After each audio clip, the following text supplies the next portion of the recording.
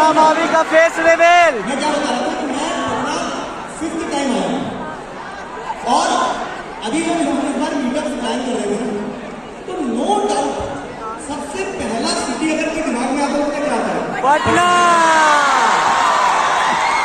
इसका कारण पता है क्या है? कारण इसका कारण क्या है? आप लोग इस ऑडी में आए होंगे तो महात्मा गांधी का पे जो एक स्टैचू है वहां पे एक लाइन लिखी है, बड़ी किसने बड़ी लाइन बड़ी बड़ी है क्या है लाइन पता है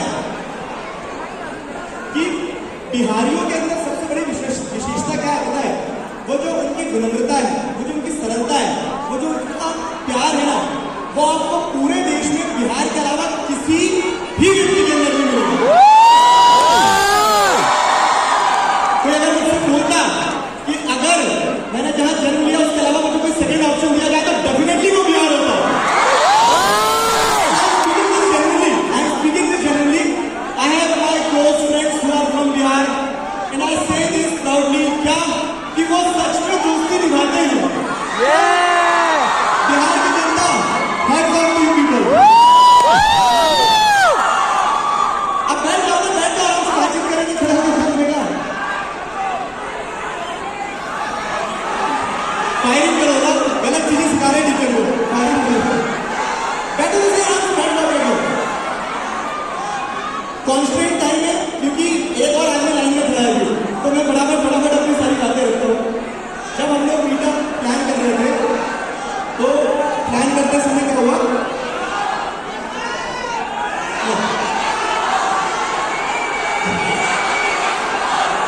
सुनो तो क्या चाह रहे हो? मैं ये बताओ कि मैं बोलूँ या तुम लोग बोलो?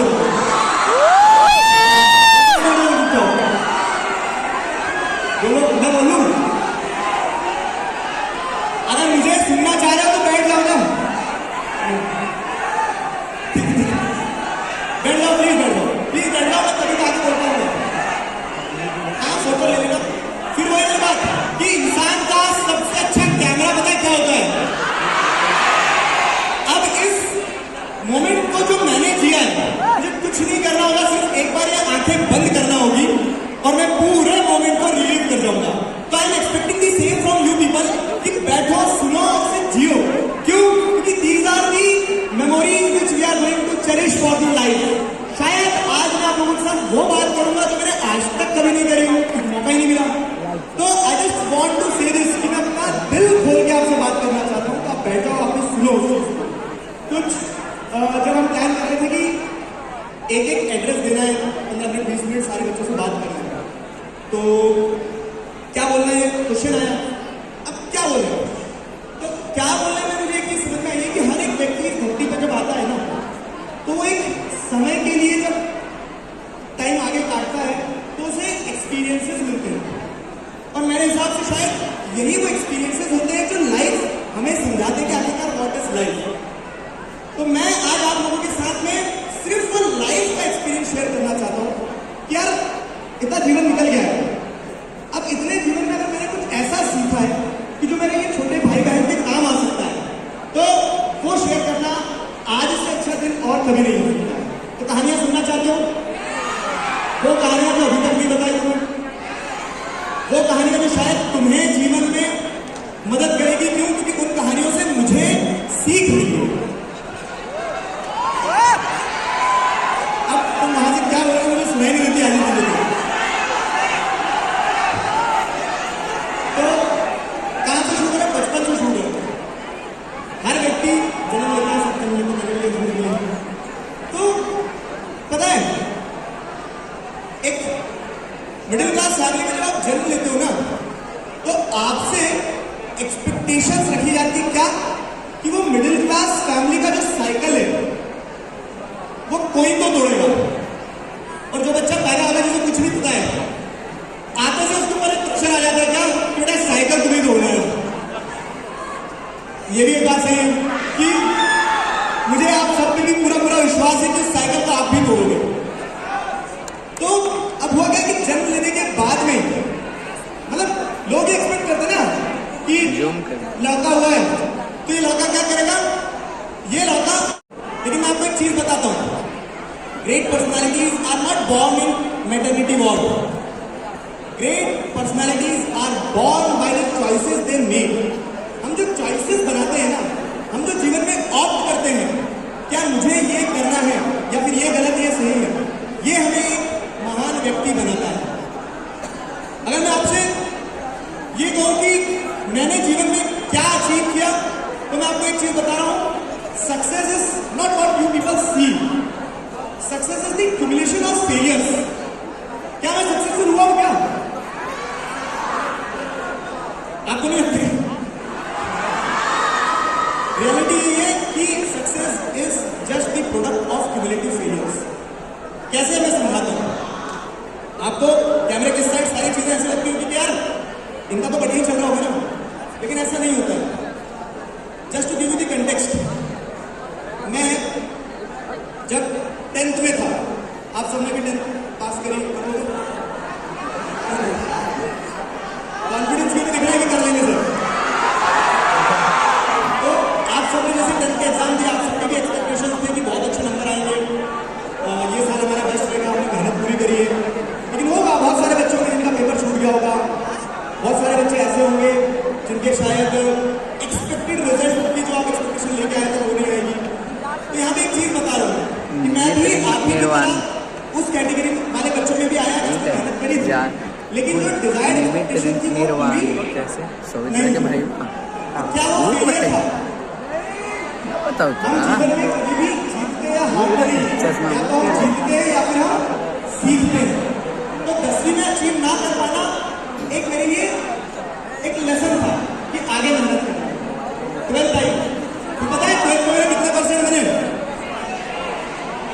बताओ, जितने 10th में बने थे सेम हो रहे हो। तो वहां पे भी कुछ बहुत अच्छा अचीव नहीं कर पाया। थोड़ा सा सोचा था कि 10th में अगर फेलियर हाथ लगी है तो 12th में तो बहुत अच्छे नंबर आ ही जाएंगे ना, लेकिन 12th में भी बहुत अच्छे नंबर नहीं आए। क्या वो फेलियर थी? वो भी लेसन था जो सीखा। 12th के बाद मैं चाह रहा था कि मुझे बहुत अच्छा कॉलेज मिलेगा, DU, आई वाज एस्पायरिंग कि मुझे दिल्ली यूनिवर्सिटी में बहुत अच्छा कॉलेज मिल जाएगा। कॉलेज भी नहीं मिला। क्या वो एक फेलियर थी? नहीं थी। क्यों नहीं थी? नहीं, जब आप अचीव नहीं कर पा रहे हो अपने डिजायर्ड आउटकम, तो फेलियर होगा या सक्सेस होगा? लेसन होगा। तो मैं आपको वही बताना चाह रहा हूं कि failures are the cumulation of success.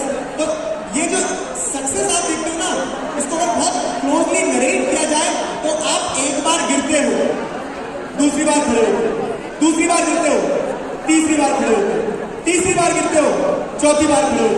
अगर आपने खड़े होना बंद कर दिया उस दिन फेल हो जाओगे। जब तक आप फिर से खड़े होते रहोगे तब तक आप कभी फेल नहीं होंगे। क्यों? क्योंकि अभी आपकी कहानी खत्म नहीं हुई है और it's not done until it's. तो बारी आएगी, हर एक चीज का समय होता है। आप सब चांद सितारे सूरज हो और आप सब चमकोगे जब आपका समय आएगा। एक लाइन में गाना है, सुना आपने?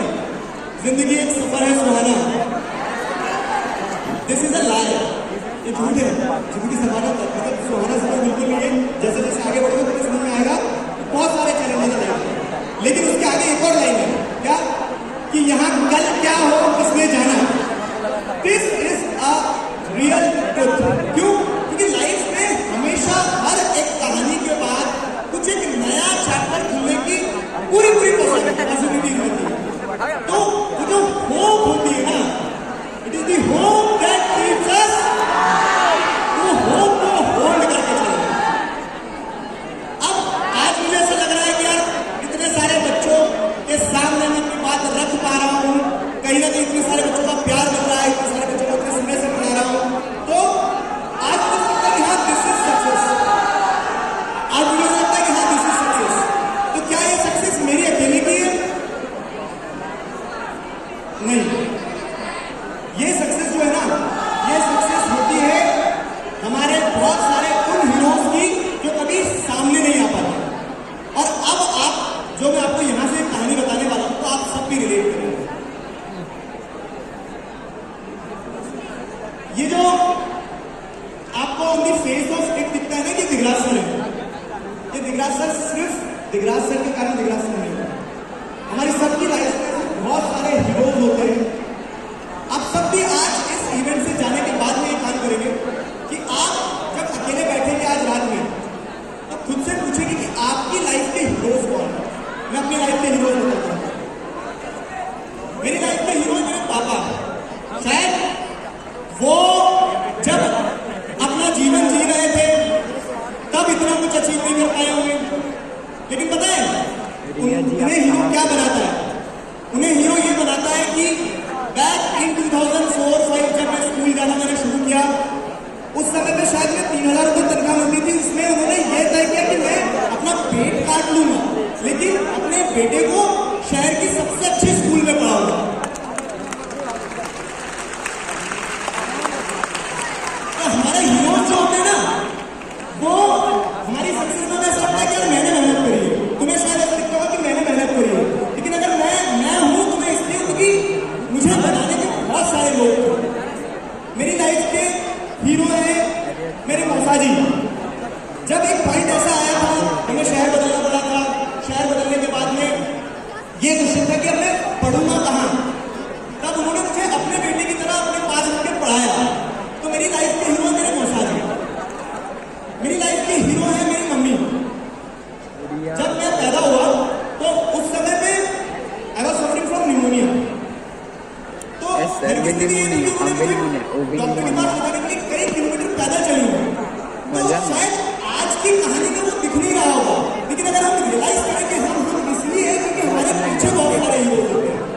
कितने लोगों के बेस्ट फ्रेंड्स हैं? बेस्ट फ्रेंड्स हैं। बेस्ट फ्रेंड्स क्या होते हैं? हीरोज होते हैं।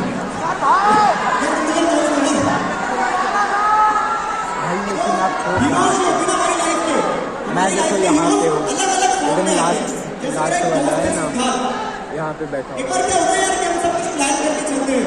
मैंने सोचा कि यार हार गया यार, अचीव नहीं कर पाया, सपना पूरा नहीं हो पाया। तो सवाल ये था, उसने मुझसे पूछा कि एक सपना पूरा नहीं हो पाया तो उस चीज का बदला लेने का तरीका पता है क्या होता है? और दूसरा बड़ा सपना है। तो आपकी जो लाइफ है ना, आपकी लाइफ सिर्फ आप डायरेक्ट नहीं कर रहे हो। आपकी लाइफ में बहुत सारे हीरोज होते हैं। उन हीरोज को चेरिश करो। एक लेसन अगर आप कुछ लेके जाओगे आज इस मीटअप से तो ये लेके जाओगे कि हीरोज कौन है। अब अगर बात करें तो क्या एक और टीचर हमारी लाइफ का होता है, एक और हमारी लाइफ का हीरो होता है जो जो जो शायद जिसे हम बर्डन की तरह लेके चलते हैं, लेकिन वो बर्डन नहीं होता, वो सच में हीरो होता है। बताओ कौन? मैं बर्डन होता तुम्हारे ऊपर? बताओ। किसी बच्चे ने सही बता दिया तो मैं समझ जाऊंगा कि you are understanding the process. एक ऐसा हीरो है हमारी लाइफ का जिसे हम बर्डन मानते हैं, लेकिन वो हमारी लाइफ में हीरो का काम करता है सही तरीके से देखा। वो होता है रिग्रेट। रिग्रेट कैसे मैं समझाऊं? Regret is a teacher not the companion. Regret is a teacher not the companion. Regret is a teacher not the companion. हम क्या सोचते हैं ना कि अगर जीवन में कुछ गलत कर दिया तो उसका गिल्ट इतना लेके चलते हैं कि हम जीवन में आगे नहीं बढ़ पाते। मैं आपको एक चीज बता रहा हूँ, ये रिग्रेट जो होता है ये टीचर होता है, कंपेनियन नहीं होता है। उससे सीखो और सीखने के बाद आप जिस दिन आगे बढ़ गए उस दिन समझना वहां से आपकी ग्रोथ शुरू हो गई। उदाहरण के तौर पर मैं आपको एक चीज बता रहा हूँ। आज अगर आपको किसी चीज का मन है करने से तो इस चीज को कर लेना है। क्यों? क्योंकि बाद में जो रिग्रेट आएगा ना तो वो तुम्हारा कंपेनियन होगा। तो उस रिग्रेट से आज ही सीखो। मैंने क्लास 12 में अपने क्लासमेट से एक स्लैम बुक फिल करवाई थी। तो उस स्लैम बुक में पता है हर एक बच्चे ने क्या लिखा था? किसी को सिंगर बनना है, किसी को एस्ट्रोनॉट बनना है, किसी को एक्टर बनना है। आज 12 कंप्लीट हुए लगभग 7 साल हो गए। आज मैं जब इस स्लैम बुक को वापस खोल रहा था देख रहा था कि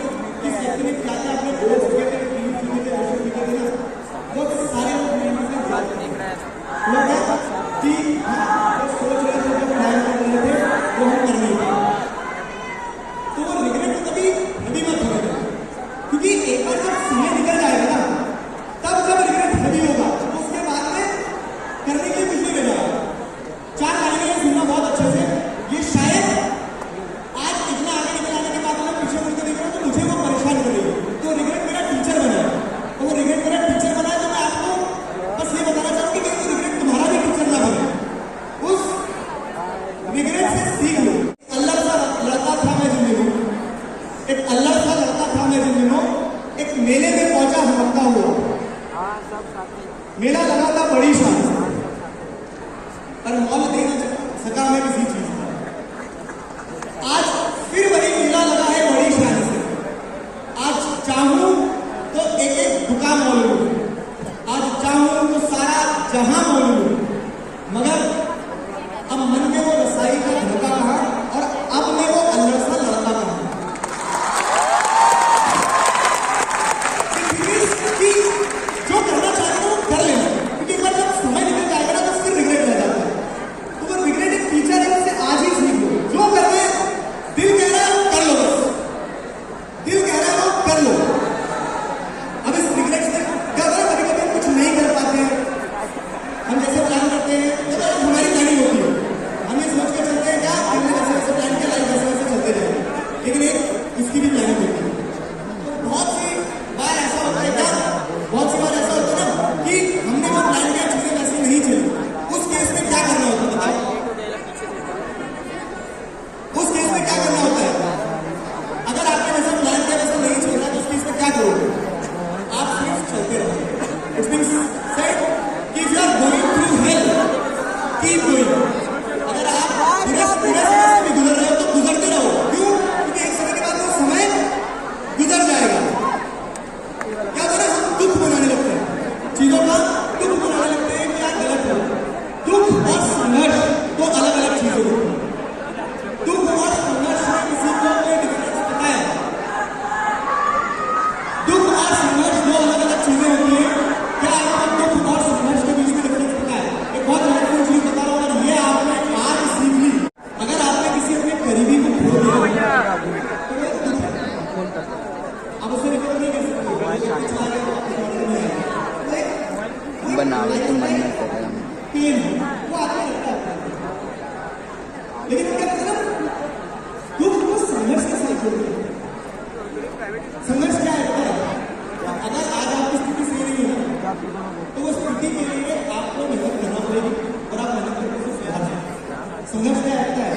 अगर आपको ऐसा लग रहा है कि आपने गरीब परिवार में जन्म लिया है तो जरूरी नहीं कि आप जीवन भर गरीब हो। आप मेहनत करोगे तो अपने हाथों की लकीरें भी बदल जाएंगी। तो संघर्ष कभी भी दुख के साथ मत जोड़ो। दुख अलग है, संघर्ष अलग है। Struggle is the essence of your success. अगर आप स्ट्रगल नहीं करोगे तो जो सक्सेस आपको मिलेगी ना पूरी फीकी लगेगी आपको खुद ही। अगर आपको बिना स्ट्रगल के कोई मिल गई किसी प्रकार की सक्सेस तो वो सक्सेस किसी काम की नहीं हो जाएगी। तो कभी भी दुख को संघर्ष करना, स्ट्रगल के साथ में बोरिंग नहीं लगता है। और अच्छा दुख जो होता है उनका भी पेन ही होता है, उनका पर्पस वो क्या करता है, उनका तरीका कि वो पेन आपको कुछ टीचिंग देते हैं। और एक बार आप मैंने सीख लेते हैं ना तो वो भी पेन की हो गई। तो ये ह्यूमन जर्नी का पार्ट है, इसको आप समझ सकते हैं। रिग्रेट के बाद एक चीज और इम्पोर्टेंट क्या है, वो है ग्रेटफुलनेस। ग्रेटफुलनेस क्या होता है कि आप अपना सारा प्रयास लगाओगे, में जाओगे, कॉलेज में जाओगे, बिना बिलीव क्या कि आप सब बहुत अच्छा करने जाओगे। क्यों? क्योंकि आपके अंदर एक उस स्पार्क है जो मैं देखता हूँ कि यार आज के जो बच्चे हैं इस स्पार्क के सामने मोटिवेटेड है तो वो बहुत अच्छा बहुत आगे जाएगा। तो जब